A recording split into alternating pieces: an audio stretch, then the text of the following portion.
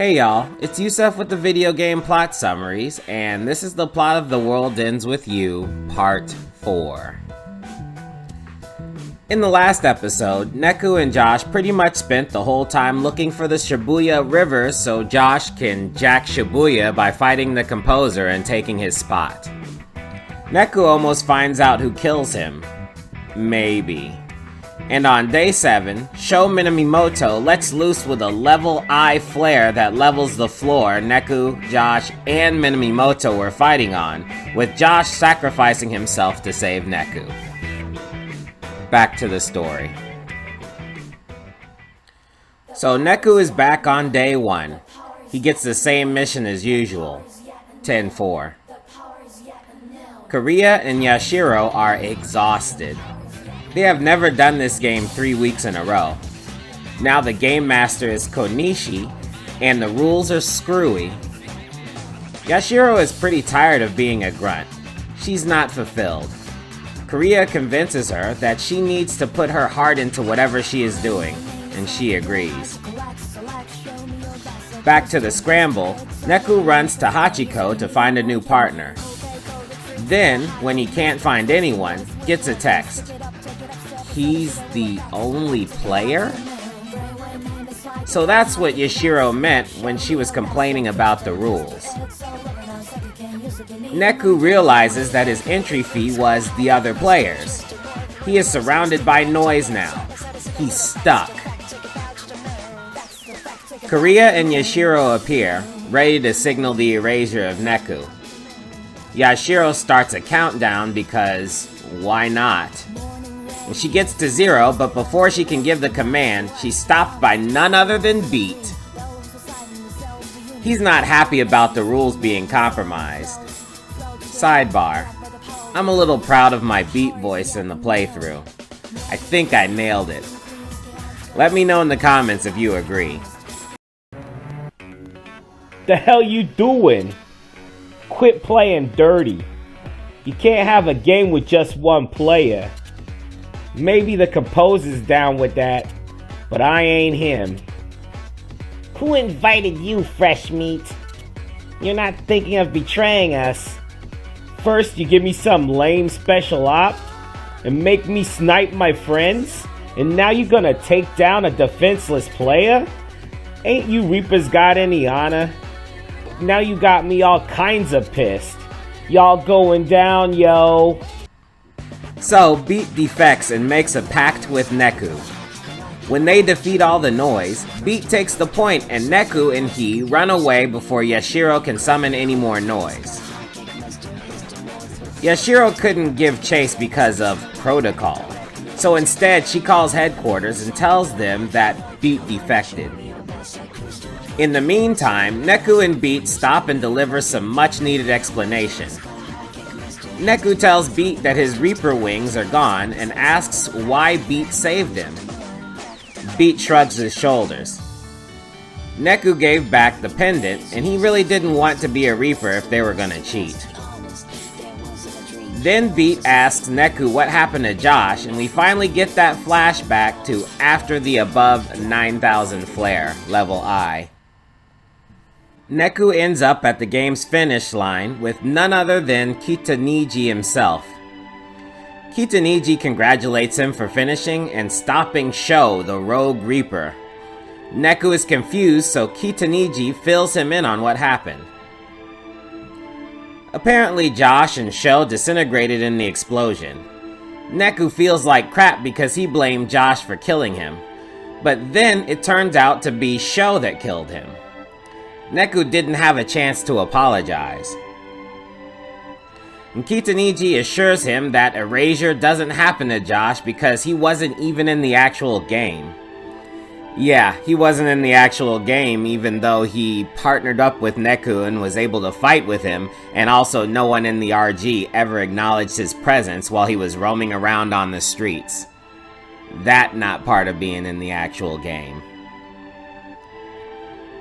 And Kitaniji tells Neku that he has to get punished for aiding Josh while he was breaking the rules. Punishment? Erasure. They are all about erasing a Mickey Ficky in that universe. I just imagine someone pulls out a big eraser and rubs the players out of existence.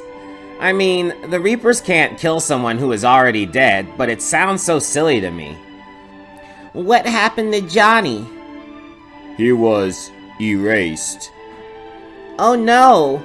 Well, I hope he gets redrawn soon, with some better clothes. He was such a bad dresser. Anyway, Kitaniji doesn't erase Neku. It was another psych. He grants him a redo with a penalty. First, last week didn't happen, and as such, Shiki is still an entry fee. The penalty is that he isn't allowed to play any more of these games. Because remember, only one person can win per game, and the other finalists go back to day one, like with Shiki. Even though Shiki is kept and the last game is null and void, Kitaniji still takes another fee. Neku can't really protest. Back to present time, even though Neku wants to beat this game nice and clean since he and Beat are the only players, Beat overrides that and rolls off to the station underpass. Now, even though there is a wall and no Reapers around, Beat breaks down walls by punching them with his Reaper keypin. But once he gets to the Shibuya River, his keypin doesn't work, so Neku convinces him that they should probably complete the day's objective instead. In the meantime, Konishi tells Kitaniji that Daisuke no Jo Bito has betrayed the Reapers. Wait, Daisuke no Jo Bito is Beat's real name? That's pretty funny. Konishi really wants to finish off Beat, but Kitaniji stops her until he is able to consult the composer. He leaves and Kitanichi doesn't seem content with that answer because she wanted to end the game on day one. Now she needs a new strategy. Now, Beat is a meathead. That you should know already. But he was slightly annoying as a reoccurring background character. Now that he's supporting Neku, he's downright the most annoying dude in the game. I mean, before then, it was a tie between him, Yashiro, and Konishi.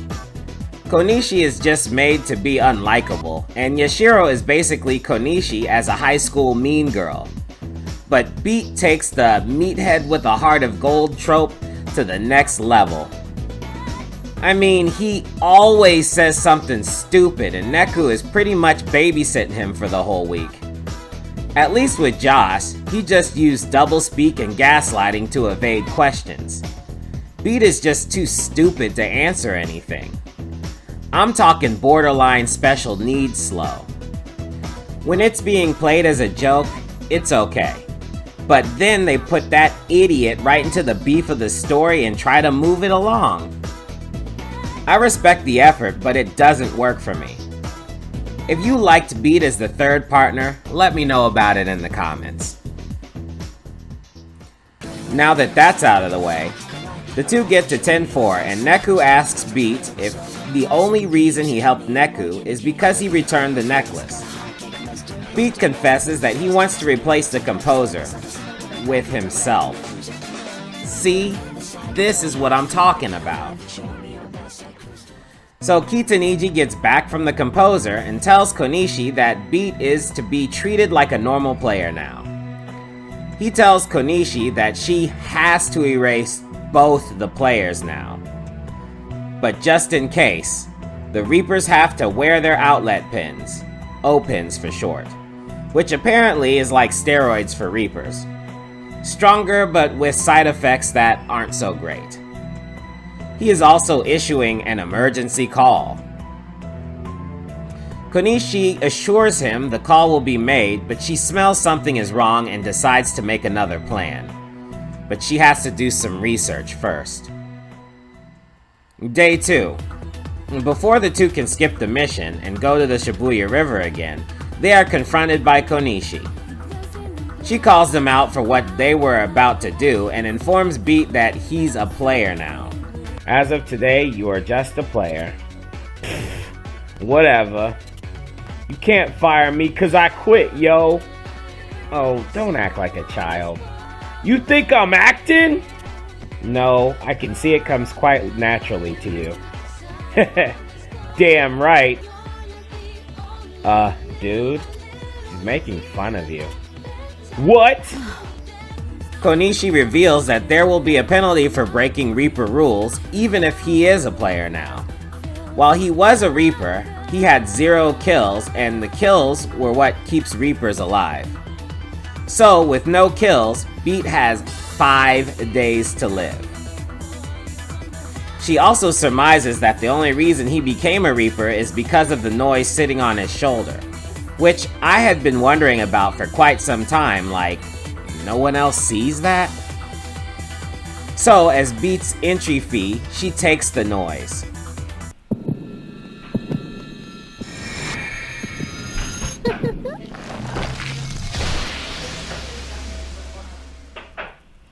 She turns it back into a pin, and because Beat is so stupid, she makes the game much more simple. It's hide and seek. For the rest of the week, the two have to find Konishi, who will be hiding in a certain spot the whole time.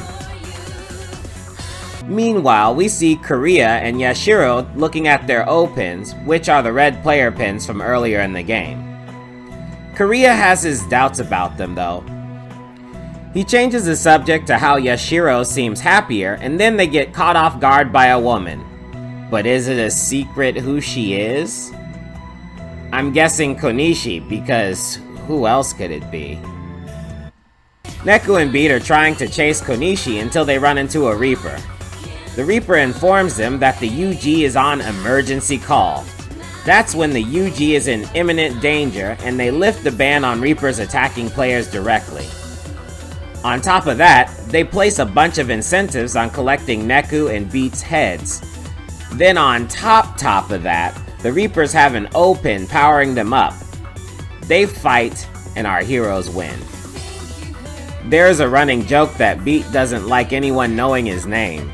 So, of course, everyone keeps trying to say it. Prepare to die, Daisuke no. Bwah! Oh no you didn't! Now you asking for it. Back to Yashiro and Korea, Konishi gave them a special assignment. She tells Yashiro if she can pull it off, she can expect a promotion.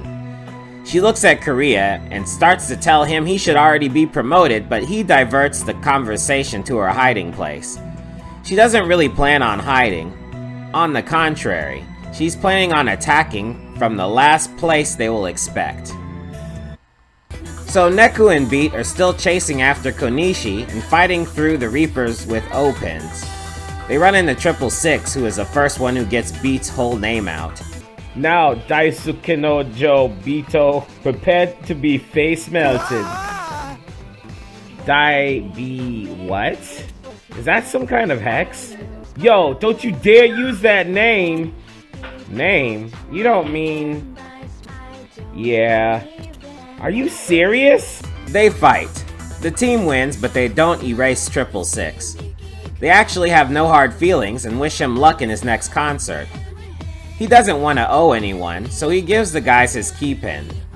They say they are going to chase Konishi into the concert stage, but 666 tells him that Konishi didn't pass him and he came out that way. He goes in to check and suddenly yells out in pain. The two go running in, discover 666's choker, and assume he's been erased by Konishi. They are attacked by a boss bat, and once they defeat it, the day ends. Day 3, they wake up. Neku isn't convinced they are actually chasing Konishi. He states that there isn't any conclusive evidence it is really her. However, all he needed was to see a choker to believe 666 was erased. Am I right? That's elementary for sure, Watson. Anyway, the briefing gets interrupted by Yashiro. She says that she is a GM for the day.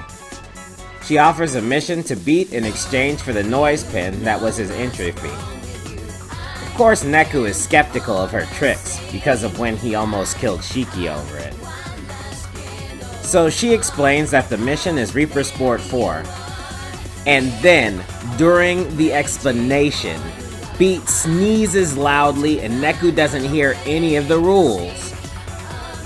Then Yashiro says they have 60 minutes, threatens the pin as a hostage upon failure and says, "Game on," and leaves. Neku asks Beat WTF the game is, and of course Beat didn't hear anything because him being a stupid oaf of a meathead is the only thing moving the plot forward at this point. No one can play the game well because he is world-breakingly dumb. Do you understand what I meant in my rant before? I hate Beat. He's the character I like the least in the game, but we keep checking up on him. Hey, let's see what Beat's doing. Surprise, he's irritating the hell out of anyone he's talking to and not doing anything anyone asks of him because he's too stupid, yo. Then, towards the end of the game, they saddle you with him like a sloppy drunk guy no one wants to take home for the fear that he will puke in their car. I hope y'all get me when I say I don't like this dude. Who the hell sneezes loudly over the plot out of nowhere? Name another time in story history that happened. We have played through the game twice with Neku, and the third time it has to be dumbed down to the point where it is a 7-day escort mission. Come on, fam! Anyway, let's try to do this quick after that long-ass rant. Beat's dumbass can't remember the Reaper game, so he makes up that it's Reaper Creeper. After a while, Neku calls his ass out and he confesses. Beat then starts feeling sorry for himself because he's such an idiot and remembers that Rhyme kept patiently telling him not to be a dummy. Beat, I don't trust that pink-haired lady. What she said doesn't add up. Let's take it with a grain of salt, okay? We ain't got time for salt. We don't have time for mistakes either. Slow and steady wins the race. I'm telling you, Beat, we need to find the golden bat. We ain't got time for bats. We don't have time for mistakes either. Haste makes waste. So now we have a little therapy session where Beat reveals that Rhyme was actually his sister and that he feels responsible for her being erased. When it happened, Mr. Hanekoma got her soul and put it in a pen. Then, Beat became a Reaper so that he could release his sister as Noise, and she had been on his shoulder the whole time until Konishi took her as the entry fee. He was planning to beat the composer and take his job so he could free Rhyme. Great plan. So, after running around some more, Yashiro gets pissed and comes out. Tag? Wait, so Reaper Sport 4? It's tag, you idiot! Didn't they teach you anything at all? That's like the most basic of basics. Some rising star you turned out to... Tag. Huh? You're it. Yashiro got so pissed off that she goes at them directly. After her defeat, she starts to lose her mind because her promotion is in jeopardy. But Korea steps in and tells her that a promotion isn't everything.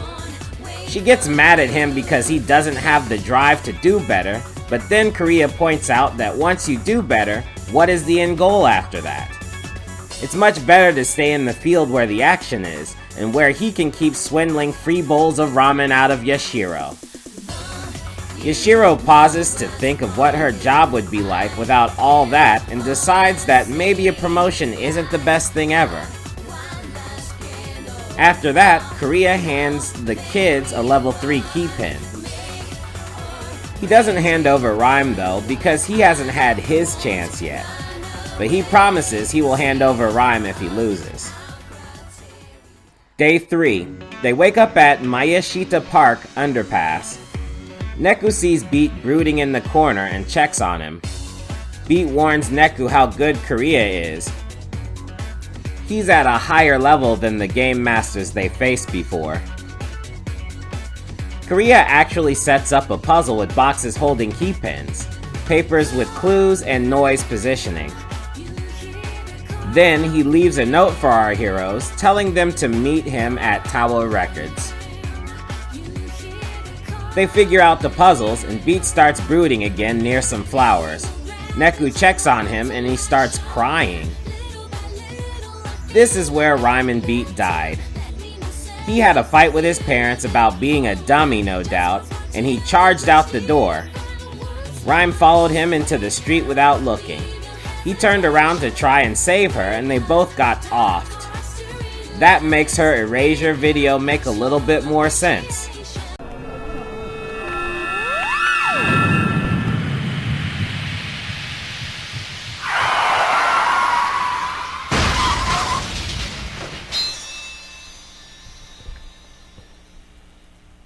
When they came to the UG, Beat's entry fee was her memory of him, so he couldn't find closure with her. I feel for him, but I still don't like him. So they move along to Tower Records. They don't see Korea, so they scan the area upon Beat's request, even though you can't scan Reapers. Come to find out, Neku can't scan anyone at all.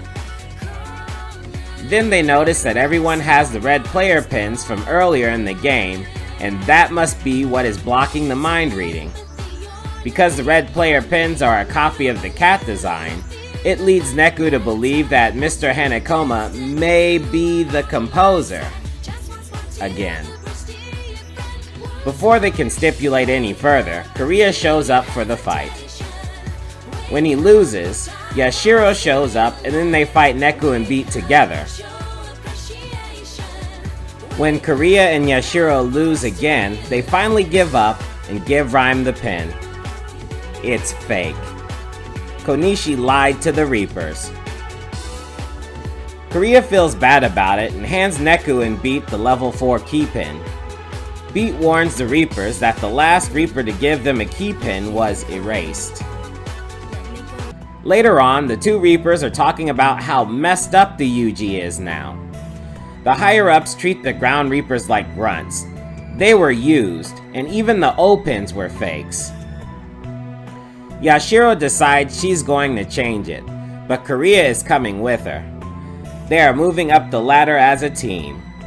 That's a pretty good compromise. She asks Korea why he gave the kids the key pin. Korea says he has noticed that Shibuya has gone from being a bustling center of different thoughts to one singular thought. He doesn't know what it is, but he's hoping the kids can fix it. Just then, Yashiro and Korea both get some really painful headaches. Back at Utagawa, none other than Sho Minamimoto pops up, reborn in a different body.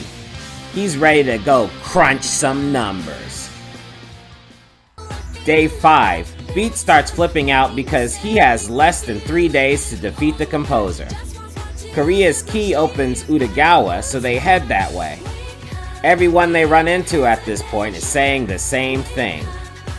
To right the countless wrongs of our day, we shine this light of true redemption that this place may become as paradise. What a wonderful world such would be. This must be the singular thought Korea was referring to.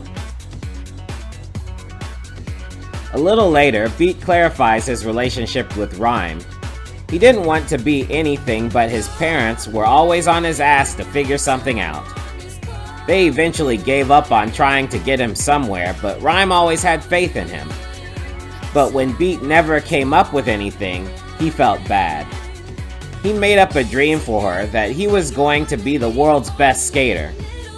But then it ended up that she didn't have dreams for herself too. She felt he was important because he had a dream, and he felt she was important because she had the ability to achieve any dream she wanted.